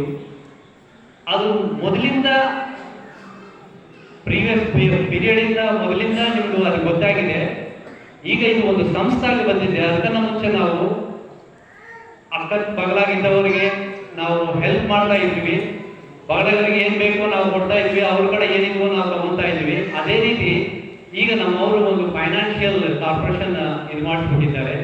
ಇದ್ರಾಗ ಏನೂ ಇಲ್ಲ ನಮ್ಮ ಫ್ಯೂಚರ್ಗೆ. ಅಂದ್ರೆ ಇವತ್ತು ನಾವಿದ್ರೆ ಸ್ವಾಮಿಗಳು ಹೇಳ್ತಾ ಇದ್ದಾರೆ, ಹೇಳಿ ಕೂತ್ಕೊಳ್ಳಿ, ಕಾಮ ಮೋಹ ಮದಮಚ್ಚರ ಅನ್ನೋದು ಒಂದು ಶ್ಲೋಕ ಹೇಳಿದ್ದಾರೆ. ಅದೇ ಹಾಗೆ ದುರಾಟ ದುಃಖದಕ್ಕೆ ಚೇಟು ಅನ್ನೋದು ಒಂದು ಹೇಳಿದ್ದಾರೆ. ಇನ್ ತೆಲುಗುದಲ್ಲಿ ದುರಾಟ ದುಃಖಾಲಿಕ್ಕೆ ಚೇಟು ಅಂತಾರೆ. ಅತ್ಯಾಸ ನಮ್ಗೆ ಇರಬಾರ್ದು. It means that should not be ನಮ್ಗೆ ಇರಬಾರ್ದು ಅದು. ಬಟ್ ಆಟ ಅನ್ನೋದು ಒಂದು ಇರುವಾಗ ಇದೆ. ಬಟ್ ಇವತ್ತು ನಾನು ಏನ್ ಕೊಡ್ತಾ ಇದ್ವೋ ಅದು ಇವತ್ತು ಒಂದೇ ಇಲ್ಲ, ಸ್ವಲ್ಪ ನೆಕ್ಸ್ಟ್ ಡೇ ನಾನು ಇವಾಗ ಕೆಲಸ ಮಾಡ್ತಾ ಇದ್ದೀನಿ ಅಂದ್ರೆ ಇವತ್ತು ಒಂದೇ ಇಲ್ಲ, ಒಂದು 10 ವರ್ಷ, ಒಂದು 50 ವರ್ಷ, 10 ವರ್ಷ, 20 ವರ್ಷ ಸ್ವಾಮಿ ಹೇಳಿದ್ದಾರೆ. 80 ವರ್ಷ 90 ವರ್ಷ ಆಗಿದ್ದವರಿಗೆ ಆ ರೀತಿ ಒಂದು ಫ್ಯೂಚರ್ ಬೆನಿಫಿಟ್ ಇರ್ಬೇಕು ನಮ್ಗೆ. ನಾವು ಕೂತ್ಕೊಂಡು ತಿನ್ಬೇಕು ಅನ್ನೋ ಇರ್ಬೇಕಾಗಿದೆ. ಸೊ ಅದ್ರಾಗ ನಾವು ಏನ್ ಇವತ್ತಿಂದ ದುಡಿಸಿದ್ದ ರೊಕ್ಕಲ್ಲಿ ನಾವು ಏನು ಸೇವಿಂಗ್ ಮಾಡ್ಕೊತೀವೋ ಅದು ನಮ್ಮ ಫ್ಯೂಚರ್ಗೆ ಇರ್ತದೋ ಅನ್ನೋದೊಂದು ನಮ್ಮ ಜೀವಿತ ವಿಮೆಯಲ್ಲಿ ಮಾಡ್ತಾ ಇದೀವಿ. ಸೊ ಅದ್ರಾಗ ಇನ್ನೊಂದು ಪ್ರಾವರ್ಬ್ ಇದೆ ನಮ್ಮ ಕಡೆ, जिंदगी के साथ भी जिंदगी के बाद भी. जिंदगी के साथ भी जिंदगी के बाद भी ಅಂದ್ರೆ ಇವಾಗ ನಾವು ಜೀವಿತದಲ್ಲಿ ಇದ್ದಂದ್ರೆ ಈ ಕಂಟಿನ್ಯೂಸ್ ನಮ್ಮ ಲೈಫ್ಗೆ ನಮ್ಗೊಂದು ಇರಬೇಕಾಗಿದೆ. ಅದೇ ರೀತಿ ನಾವು ಹೋಗಿದ್ಮೇಲೆ ನಮ್ಮ ಹಿಂದಿದ್ದವರಿಗೆ ನಮ್ಮ ನೋಡ್ಕೊಂಡಿರ್ತಾರಲ್ಲ, ನಾವು ಈ ತರ ಅವ್ರಿಗೂ ಒಂದು ಬೆನಿಫಿಟ್ ಇರಬೇಕು ಅನ್ನೋದು ಒಂದು ರೀತಿಯಲ್ಲಿ ನಮ್ಮವರು ಡಿಫ್ರೆಂಟ್ ಬೇಡಗಾರ ಪಾಲಿಸಿ ಇದು ಮಾಡಿಬಿಟ್ಟಿದ್ದಾರೆ. ಅದೇ ರೀತಿ ಫ್ರೆಂಡ್ಸ್, ನಿಮ್ಗೂ ಈ ಬಹಳ ಟೈಮ್ ತಗೊಳ್ಳೋದು ಬೇಡ, ಸಿಂಪಲ್ ಆಗಿ ನಿಮ್ಗೆ ಒಂದು ಹೇಳ್ತೀನಿ. ಇದು ಗವಿಸಿದ್ದೇಶ್ವರ ಮಠದಲ್ಲಿ ಸ್ವಾಮಿ ಕೊಪ್ಪಳದಲ್ಲಿ ಒಂದು ಪ್ರವಚನ ಕೊಡುವಾಗ ಹೇಳಿದ್ದ, ನಮ್ಗೂ ಈ ಜೀವನದಲ್ಲಿ ನಾವು ಇವಾಗಿದ್ದೀವಿ, ನಾವು ಏನ್ ನೋಡ್ಬೇಕು ಅನ್ನಂದ್ರೆ ನಮ್ಮ 3 ವಿಷಯ ಬೇಕಂತ ಹೇಳಿದ್ದಾರೆ ಸ್ವಾಮಿ. ಅದು ಸ್ಪೀಚ್ ರೆಕಾರ್ಡ್ ಆಗಿದ್ದಿದೆ, ಬಟ್ ನಾನು ಅದು ರೆಕಾರ್ಡ್ ಇಲ್ಲಿ ಹಾಗೆ ಬೇಡ.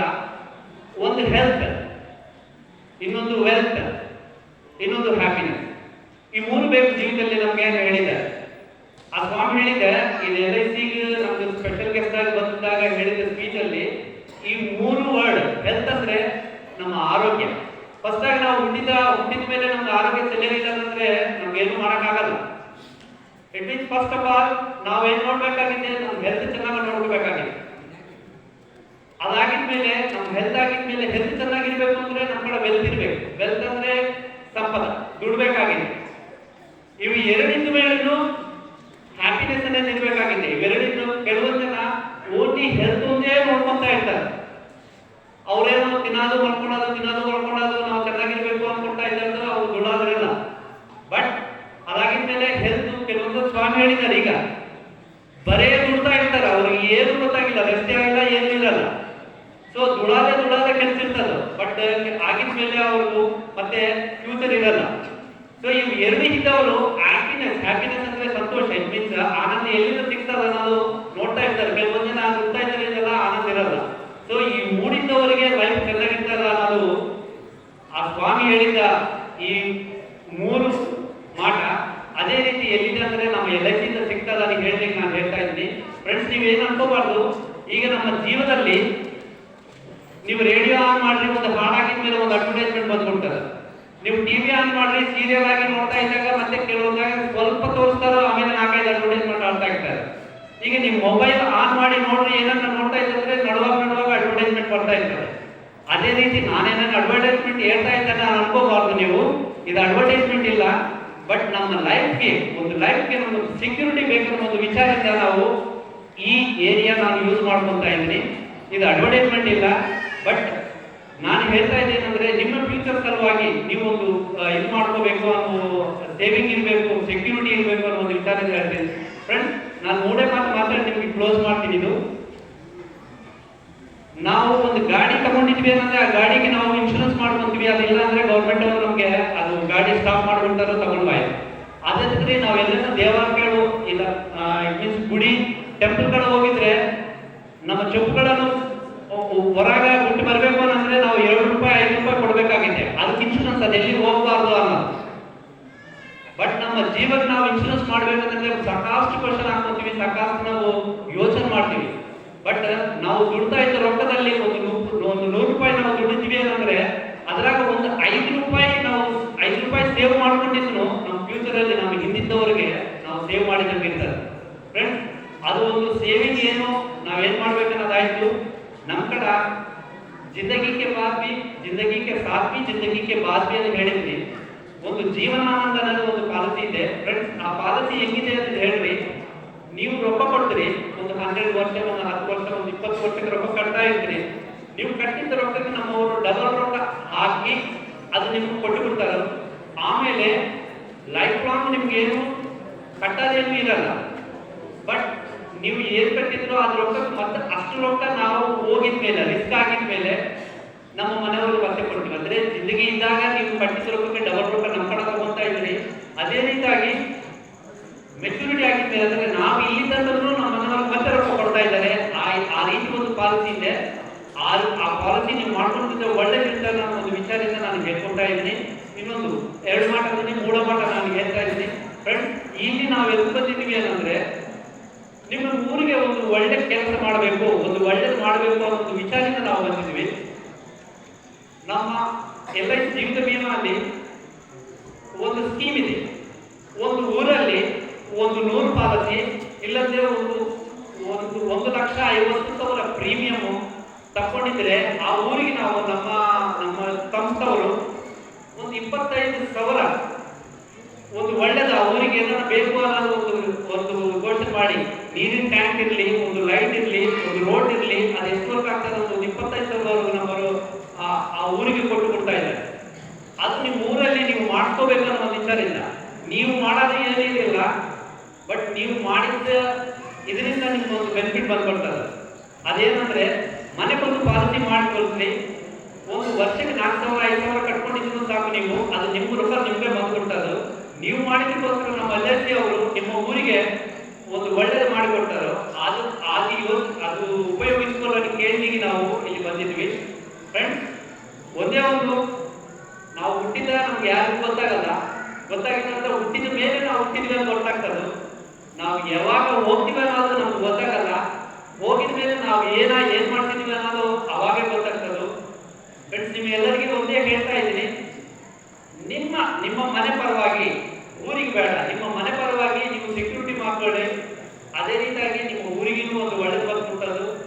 ಇದ್ರಾಗ ಫ್ರೆಂಡ್ಸ್ ನಾನು ಇದು ನಮ್ಮ ಬೆನಿಫಿಟ್ಗೋಸ್ಕರ ಹೇಳ್ತಾ ಇದ್ದೇನೆ. ಅದೆಲ್ಲ peoples money for people's welfare ನಾನು ಹೇಳಿದ್ದೀನಿ. ಅದು ಏನಂದ್ರೆ ಏನ್ ರೊಕ್ಕ LIC ಬರ್ತದೋ ಆ ರೊಕ್ಕ ಎಲ್ಲ ನಿಮ್ಗೆ ಇದು ಮಾಡ್ತಾ ಇದ್ದಾರೆ. ಇಟ್ ಮೀನ್ಸ್ ಎಲೆಕ್ಟ್ರಿಸಿಟಿ ಎಲ್ಲ ಸಪ್ಲೈ ಮಾಡ್ತಾ ಇದೆ LIC ಅವರು. ಗೌರ್ಮೆಂಟ್ ಕೊಟ್ಟಿದ್ದ ಒಂದು ರೊಕ್ಕಿಂದ ಬರ್ತಾ ಇದೆ. ಅದೇ ರೀತಿ ರೋಡ್ ಹಾಕಿದ್ದ LIC ಅವರು ಕೊಟ್ಟಿದ್ದ ರೊಕ್ಕಿಂದ ಗೌರ್ಮೆಂಟ್ ಮಾಡ್ಕೊತಾ ಇದೆ. ಈಗ ಒಂದು ಇನ್ಶೂರೆನ್ಸ್ ಗೌರ್ಮೆಂಟ್ ಇಂದ ಒಂದು ಇನ್ಶೂರೆನ್ಸ್ ಮಾಡ್ತಾ ಇದ್ದಾರೆ. ಏನಾಗಿದ್ರೆ ಆ ಮನೆಗೆ ರೊಕ್ಕ ಬರ್ತಾ ಇದೆ ನಮ್ಮ LIC ಅವರು ಸಪೋರ್ಟ್ ಮಾಡಿದ ಮೇಲೆ ಬರ್ತಾ ಇದೆ.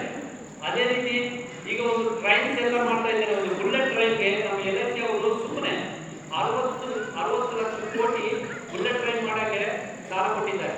ಇದರೆಲ್ಲ ಇಟ್ ಮೀನ್ಸ್ ಸೊಸೈಟಿಗೆ ಸೇವೆ ಮಾಡ್ತಾ ಇದ್ದಾರೆ ಅನ್ನೋ ಒಂದು ವಿಚಾರದಿಂದ ಹೇಳ್ಕೊಳ್ತಾ ಇದ್ದೀನಿ. ಬಟ್ ನಿಮ್ಗೂ ಈ ಊರಿಗೆ ಒಂದು ಒಳ್ಳೇದು ಮಾಡಬೇಕು ಅನ್ನಂದ್ರೆ ನಿಮ್ಮ ಮನೆಯಿಂದ ಒಂದೊಂದು ಪಾಲಿಸಿ ಅಟ್ಲೀಸ್ಟ್ ಒಂದು ಪಾಲಿಸಿ ಮಾಡ್ಕೊಳ್ಳಿ. ನೀವು ಸೇವಿಂಗ್ ಮಾಡ್ಕೊಳ್ರಿ. ನಿಮ್ಮ ಊರಿಗೆ ಒಂದು ಒಳ್ಳೆ ಕೆಲಸ ಮಾಡೋದಕ್ಕೆ ಹೇಳ್ಕೊಂತ ಈ ಅವಕಾಶ ಕೊಟ್ಟಿದ್ದ ನಿಮ್ಮೆಲ್ಲರಿಗೂ ನಾವು ಥ್ಯಾಂಕ್ಸ್ ಹೇಳ್ಕೊಳ್ತಾ ಇದ್ದೀನಿ. ವೇದಿಕೆ ಸ್ವಾಮಿಗಳಿಗೆ ಥ್ಯಾಂಕ್ಸ್ ಹೇಳ್ಕೊಂತ I am taking you. Thank you very much sir. Thank you.